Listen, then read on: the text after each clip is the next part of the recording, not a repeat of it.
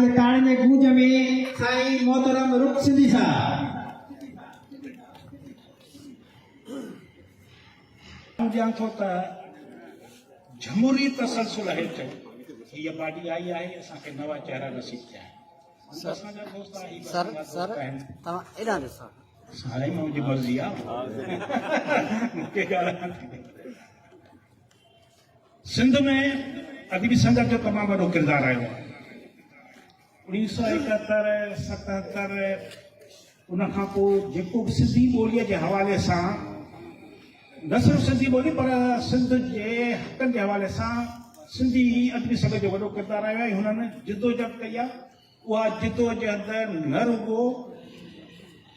कलम जे हवाले सां पर हुननि रोडनि ते अची पंहिंजे जिस्म ते लठियूं बि खाधियूं आहिनि कोड़ा बि खाधा आहिनि जेल बि सठा आहिनि मां ॿीहर मुबारक ॾियां थो त जमहूरी तसलसुल जारी आहे जमूद टुटरो आहे जमूद टुटल सुठी ॻाल्हि मतिलबु माण्हू अॻियां ईंदा साॻिया चेहरा न ॿियनि नौजवाननि खे मौक़ो ॾियो त हू असांजी अॻुवाणी कनि ही कमु इहो न आहे त असां सपोड़ा जेके आहियूं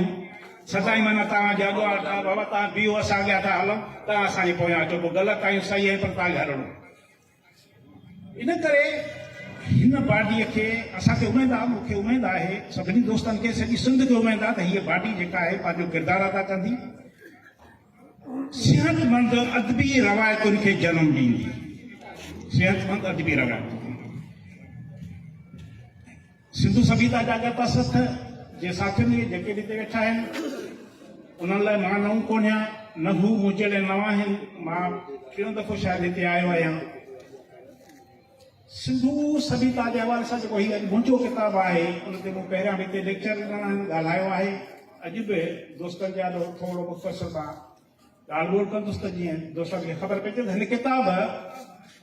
लिखण जी ज़रूरत छो पेश आहे हिन किताब ते ताज़ो हैदराबाद में प्रोग्राम थियो आहे कराची में थियो आहे सतरण में रखियल आहे मुख़्तलिफ़ अॻिले महीने 5-7 प्रोग्राम थिया सुठी मोट मिले पई हिन किताब में इहो आहे त सिंधु तहज़ीब ते जेका तहक़ीक़ थी उहा 1 सदी अॻु जेका तहक़ीक़ थी उहा असांखे पढ़ाई पई वञे दर्सी किताबनि में ॿुधायो पियो वञे उन खां पोइ जेका तहक़ीक़ थी आहे जेनेटिक बुनियादनि ते तहक़ीक़ थी आहे जदीद साइंसी बुनियादनि ते तहक़ीक़ थी आहे मुंहिंजे दड़े खां पोइ 2000 सिंधु सभ्यता जा माल दरियाफ़्त थिया आहिनि उहे सिर्फ़ु सिंध में न पूरो पाकिस्तान जेको जितां खां सिंधु नदी निकिरे थी जिते ख़तम थिए थी उहा सिंधु माथिरी आहे उन जा असां मालिक आहियूं सिंधु तहज़ीब न सिर्फ़ु पाकिस्तान पर भारत जा जेके रियासतूं आहिनि उहे अॻु सिंधु तहज़ीब जे वासी हेठि हुयूं उनजी सरहदुनि में शामिल हुयूं गुजरात राजस्थान कच्छ काठियावाड़ पंजाब जा 2 हिसा बलूचिस्तान त नालो ई हाणे ॾिनो हुयो बलूचिस्तान KTK इहे सभु असांजा हिसा आहिनि सिंध हीअ सिंधुड़ी न आहे जेका नंढड़ी हिकिड़े कश्मीर खां कराची ते न पर कश्मीर खां कराची ते कश्मीर खां कराची ते सिधा असीं हुनजा वारस आहियूं असीं वासी कयूं पिया सॼी दुनिया में इहो हींअर हिकिड़ी जारी थी आहे त पंहिंजे इलाइक़नि जी वारसी कयूं ही जेका मुंहिंजी ॿोली आहे सा मुंहिंजी ॿोली रुगो सिंध जी ॿोली न आहे पर हीअ ॿोली पंजाब सराइकी बेल्ट हिंद को कश्मीरी तव्हां कश्मीर में वञो मां वियो आहियां मां ॾिसी आयो आहियां त तव्हां हुन सां ॻाल्हाईंदो ॼण सिंधी पिया था ॻाल्हायो काफ़ी लफ़्ज़ मूंखे मथे में सूर पियो त होटल जो बेरो थिए साईं लाइ सुंड वठी अचो सुंड तव्हां खाईंदा हूंदव कुटे मथे जे सूर खां नक खे ॾींदा आहिनि त माना सुंड जहिड़ो लफ़्ज़ हुते हुयो मूंखे ॾाढी ख़ुशी पोइ मूं हुन सां ॻाल्हायो कचहरियूं कयूं दरिया जे किनारे ते कचहरियूं कयूं त हीअ ॿोली माना दरिया जितां वहे थो जिते ख़तमु थिए थो हिकु ई वहिकिरो आहे हिकु ॿोली आहे हिकु तहज़ीब आहे ऐं असां हुनजा वारस आहियूं हीअ किताब हुनजी कड़ी आहे अंग्रेज़नि हिकु साज़िश हेठि अंग्रेज़ हिते हुक्मरान हुया काबिज़ हुया फातिह हुया असां हुन मफ़्तू हुयासीं गुलाम हुयासीं हुननि चयो त गुलामनि खे फ़ख़्रु करणु न ॾिनो कॾहिं फातिह गुलामनि खे फ़ख़्रु करणु न ॾींदो जेको नौकर हूंदो आहे न उनजी का इज़त न हूंदी आहे त हुननि असांजी तहज़ीब ते वार कयो, हुननि असांजी तारीख़ खे मुसक कयो, सिर्फ़ु अरबन कोन कयो, उनखां अॻु चचनामो, तारीख़ मसूमी, शाहजहानी, जेके तारीख़ूं आहिनि उहे फातिहनि जे सनाख़वान मुसनफ़नि जूं लिखियल आहिनि। सिंधी माण्हुनि सिंध जी तारीख़ खे न सिर्फ़ु मुसक कयो आहे, पर असांखे इंतिहाई माना ग़लीज़ इल्ज़ाम हया विया आहिनि, असांखे चोर धाड़ियल करे पेश कयो आहे। हीअ हाणे हिन कुझु सालनि जी ॻाल्हि आहे, 50-60 सालनि जी ॻाल्हि आहे त हुन तहरीक खे धाड़ियलनि जी तहरीक कई। ऐं अजीब ॻाल्हि आहे, मां तव्हांखे ॿुधाईंदो हलां त हुर तहरीक खे कुचण वारो लैम्बर्ग हुयो। उन असांजे माउनि बचनि खे, कोढ़नि खे, जवाननि खे न सिर्फ़ु गोलियुनि जो पकड़ पर ढोलनि में बंदि कयो। तव्हां सभु वेठा, तव्हांखे ख़बर हूंदी जेके वॾियूं ॻाल्हि उहो माण्हू सिंध जी तारीख़ थो लिखे, ॾिसो त सही। ऐं केरु थो लिखाए? सिंधी अदबी बोर्ड थो लिखाए, लैम्बर्ग सिंध जी तारीख़। ऐं फातिह मफ़्तूहनि जी तारीख़ लिखंदो। अदबी बोर्ड जे काबोरनि खे कंहिं सम्झायो त जंहिं हुरनि खे धाड़ियल करार ॾिनो हो, उहो मुंहिंजे सिंध जी तारीख़ जा 5 जुल्द थो लिखे। शर्म कयो। असां जॾहिं ॻाल्हायूं था असांजी ॻाल्हि नथी ॿुधी वञे, हू चवंदा असांखे त हू बणां अदबी ॿियो मौक़िक़ तारीख़ जा कुझु कोन सम्झंदा आहिनि, छो जो हू काबोर आहिनि, हुननि खे अलाह आकुर असांखां वधीक ॾिनो।